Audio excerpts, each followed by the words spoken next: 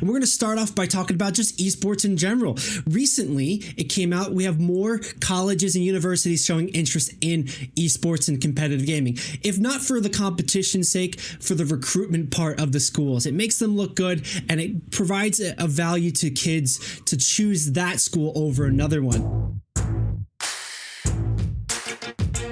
No different right here. Idaho State University is going to compete and start competing in esports. This is the first team they're ever fielding. It's the first year they're ever doing it. And generally the games they're going to be competing in seems to be Overwatch, Rocket League, and VALORANT. A main staple 3, but pretty solid choice to entry level this, right? Oh, sorry. I got you right as you're taking a sip of coffee, getting the jet fuel going. But yeah, what do you think about this, Nick? Sorry, still digesting my G Fuel. No, this is actually like super awesome, right? Like the more colleges that we have go into it is great. I'm a little disappointed at like the games because like I guess I know why, but like I would really like some insight on why they're choosing these specific games, just in general, because there's so many like esports games in general. Like we're not choosing like. Obviously, they're not choosing fighting games, but like, they're choosing shooters. So like, that's kind of like, I think schools choosing shooters as like their go-to game for esports. I don't know. Some comedian's going to talk about it for sure. But like, what's up? Why no League? Why no Dota? Like, yeah, in that way too, they're kind of, at least the headline here. And like, this could be, I think this is also what the local news is just reporting as like, not most valuable for information, but like they're kind of picking one from each. Overwatch is Blizzard, Rocket League is Epic, and then Valorant is Riot. They could have easily picked League over Valorant, but if we move over to the actual official website of the college of Idaho State University, first and foremost, you can apply to be a part of their esports program. Maybe for this year, maybe for next year. We're starting to see a lot more schools do this, but we'll go over a little bit of the eligibility requirements quickly, but I wanted to point this out to this topic currently is the games you can apply for. They're looking for the fall of 2024. They do currently have Overwatch 2, Rocket League, and Valorant through those two competition leagues, NACE and NECC. But they're also asking what other games people are interested in. Apex, Call of Duty, Modern Warfare 3, Fortnite, League of Legends, Super Smash Bros. Ultimate, and then another. So in that way, they seem to be open, and maybe this was like a first foray into the space, into not sure what they do. Maybe this is what they just had available. The kids who were interested in this, so they're able to field the team. They had previous clubs or something, or they had the coaching staff willing for just these 3 avenues. My bad. But they do seem interested in League of Legends for you, Nick. Fortnite, of course, Apex and Smash. And like I think every college for the last 30 years has had a Smash Bros. Club. That's exactly what I was thinking. Like I'm looking at it, I'm like, all right, finally, the Smash community is getting a little something. Like just from Idaho State University, they're getting a little something. Yeah, I mean, like it's, you know how many tournaments we've gone to for Smash that are just like we had to roll up at some college. Yeah, so many. Yeah, on the East Coast, it's just like it's crazy how many end up at a school, right? So yeah, or I mean, that's awesome. Or VFW Hall, right? Yeah, seriously. Apex is awesome. Call of Duty, just take it away. Like, I do know. Anyway, it is a popular. Fortnite is like. It is a popular game, and it had a league. I think it still has a league. I don't think they're not playing under Modern Warfare 3, are they? Yeah, it's the least competitive, popular game I've ever seen. Nobody brags about being good at Call of Duty anymore. No one's gonna no one at your college is gonna be like, "Damn, dude, I'll 1v1 you in Call of Duty." It's nonsense. They're more likely to have a 1v1 in Fortnite or Smash Brothers for that matter. So just take Call of Duty out of it. It's just another shooter that you don't need 8 different shooters, maybe 2 at max.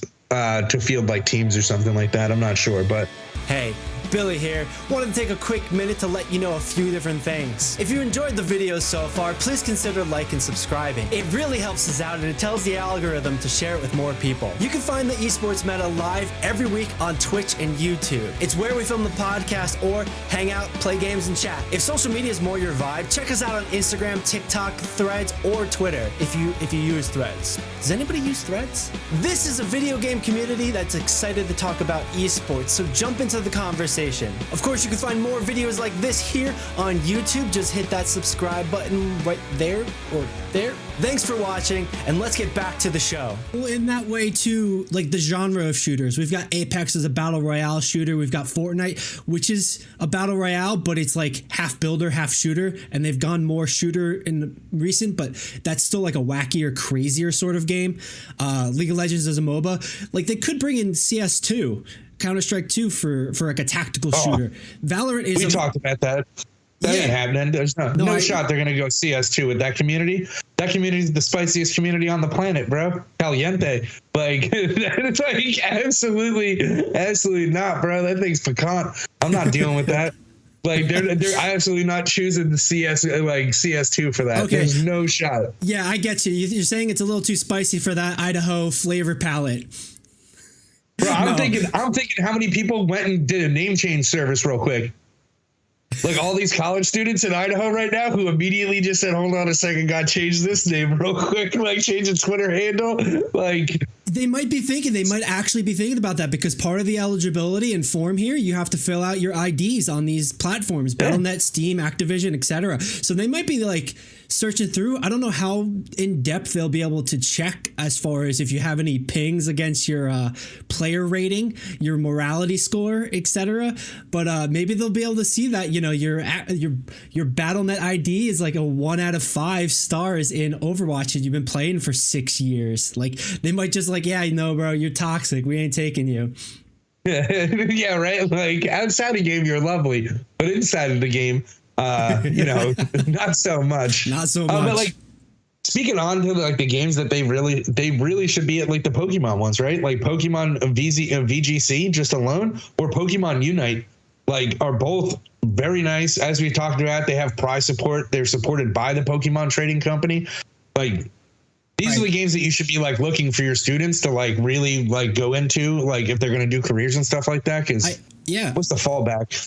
I agree, man. Otherwise, you go into like Excel esports, but like I think the problem with like a Pokemon esport is that Pokemon hasn't supported colleges. There's no college infrastructure. If there is, it's like it's all club based. Whereas these might already fall into the NACE and the NECC groupings where they're competing. So like it's like the NCAA where they have this organization that's already sort of ranking and scaling teams in football, basketball, baseball, traditional sports, etc.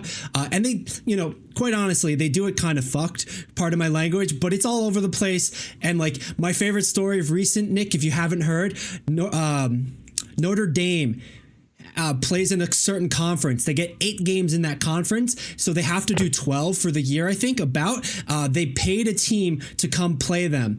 And it's usually a huge boon for the team. They get a bunch of money to go to a high-profile stadium that's filled and play this team, and usually they'll lose. But this team got paid like $1.5 million, $2 million to come play Notre Dame and then beat Notre Dame. So, like... All right, good for them. It's great for them. It's a wonderful shakeup. They get paid a ton of money. They beat the team and get like ranked on the scale. But like that's what I'm saying with the NCAA. The ranking system is there, even though it's kind of skewed and weird, because then that knocked Notre Dame out of sort of any rankings, and then bumped that team up. But then, like, is that there for esports right now? Is it there for Overwatch? Valorant. They might be already, and that's why they picked those games. Whereas Pokemon, you just have the Pokemon World Qualifiers and then the World Championships, the international competitions, and then that's it. So maybe that's also the first step here. This might be a great starting point for somebody out there, maybe even ourselves, to petition for a Pokemon competition on the collegiate level in the space. Just generally, have that infrastructure into those divisions, into those leagues, essentially. Probably. Dude, I'm so glad that you said that team beat Notre Dame, man, because like I felt real uncomfortable right up until that point. Like a rich school fights poor school to come beat them up. Like I can pay you enough money for you guys to come over and get roughed up, right? Right. It sounds like the plot to an 80s movie where like the rich kid's like, come on over and play me in 1v1 basketball, and then he just loses. Bro, it sounds like the higher ups at Notre Dame like hunt people on islands, okay? Like that's what it sounds like.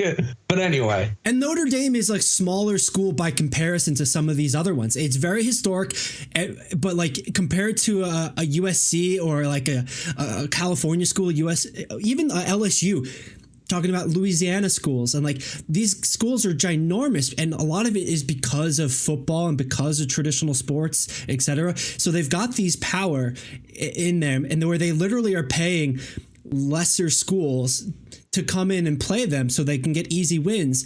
To see them now go into like in esports, they definitely have the financial resources. They definitely have the prowess and the influence to make it happen. It's just a matter of where and how. And Pokemon would be super interested, I bet, because it is collegiate, it is more wholesome, but it's still yet to be determined. And you know, it's a good start here with an Idaho State University, a fairly big university, also now getting their foot in the door, announcing it, etc. Just to take a look at the rest of this application before we move on here. Any thoughts as we wrap up on this topic? Are you an Overwatch 2 player? No, but I have interest. No, but I like. That's great. I hope they pick somebody who answered no to all those things and is just like gets on a team like, I just like playing Smash, bro. Can we do like? I just want to Smash, bro. Come on. On the bottom here, the interesting question. Are you interested in a leadership position with esports? You know, this might be something where you're getting those Excel spreadsheet people, this corporate future corporation people starting to going, involved in esports business, involved in business management and team management and organization.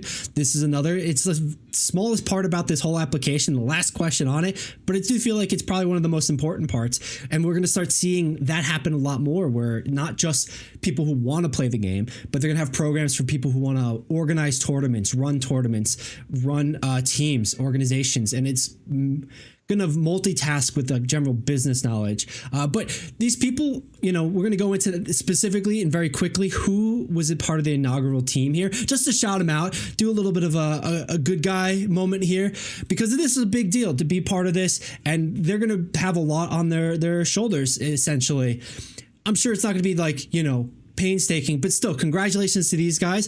We've got Abigail Janek, sophomore, Dylan Greif. I apologize if I'm going to mess up these names, but I want to just like shout these people out because this is amazing and it's great to see. And these are the people that are leading the charge here in Idaho State news. Then we're moving on to Nathan Parkin, William Ford, Julia Miller, Jonas Miramonte, Brooklyn Larson, Sergio Garcia, finishing us out for the Overwatch team overall. And that's kind of cool. I think don't get me wrong, they don't have pronouns here, so I can't tell. But generally speaking, it seems like it's also going to be a mixed roster. So it's generally anybody who's interested, anybody who's competing at that level and making the stage here for them, which is also great to see and something you don't get to see normally in esports. It's very gendered because of bias and whatnot. So having this platform, I think, is also wonderful. Interesting that they don't have like their like overall ranks. Like Overwatch, like listed. I guess they might think it like leads to toxicity or something.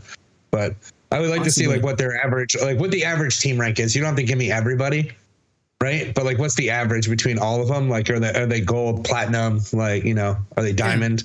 Like, what can I expect? That's an interesting thing. And I wonder by recruitment too, if they're going to be looking for that sort of ranking, if they're just going to pick all GMs or if they're going to accept the plat or masters, you know. And a lot of times too, you could be a rank genie and just master that. But you could be bad at the team sport aspect of it. You don't play well with others. You don't coordinate. And that's something that happens traditionally through all different sports. You could be so good that you kind of dominate, but then if you don't understand the team aspect of it, you can't dissect the other team. You can't lift your team. And these are team sports, especially like in Overwatch. You're going to, you know, so I definitely agree. Maybe we'll see that going forward in the future, just an overall average ranking for the team. But maybe they're also going to be competing in gold lobbies, and that's completely fine. But moving into the next game, we've got Rocket League. We've got Emery Johnson, Bandon Schaefer, Jai Lamson, Adam Storms. Congratulations on getting on the team here and leading the way for the school and for esports in this school. And then lastly, Team Valorant. Cody Barenberg, Will Nelson, Isaac Turner, Liam Searle, Jonathan Michael. Sorry, that's a four-namer. Jonathan Michael Joseph Stoneback, Isabel Doherty, and let me say that again, Isabel Doherty. Why can't I say? I'm tongue-tied now. Isabel Doherty and Nicholas River. Again, apologies if I butchered your name, trying to push through, but congratulations on making it to these things. It's great to see this kind of collaboration. Great to see the work happening here. I'm sure it didn't just happen overnight. So thank you and keep up the good work. And we'll hopefully hear more from you. See you on the leaderboards as well. Whew. All right, man, Nick, exciting news. Exciting news we've got. You seem exhausted. A little bit, man. I was just like running the circles in my head, trying to make that happen and trying to just get us through. And how now, Brown Cow? The Human Torch was denied a bank loan. Okay, I'm good. Let's go.